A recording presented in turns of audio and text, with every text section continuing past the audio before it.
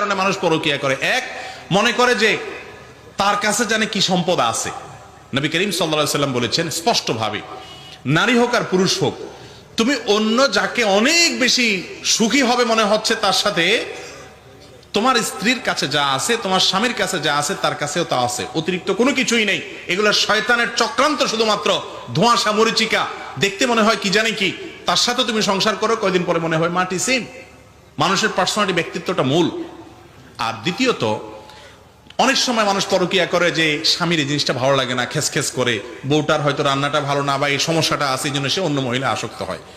তাদের জন্য নবী করিম সাল্লাল্লাহু আলাইহি ওয়াসাল্লামের আরেকটা হাদিস আছে, তিনি বলেছেন যে তুমি যদি তোমার স্ত্রীর, তোমার স্বামীর কোনো একটা জিনিস খারাপ লাগে তোমার কাছে, তুমি চিন্তা করো, দেখবা তার বহুত ভালো গুণ আছে। পৃথিবীতে এমন কোন মানুষ আল্লাহ সৃষ্টি করেন নাই যে শুধুই দোষ, কোনো গুণ নাই। এমন কোন মানুষ আছে? একেবারে যত খারাপ মানুষ হোক, তার মধ্যে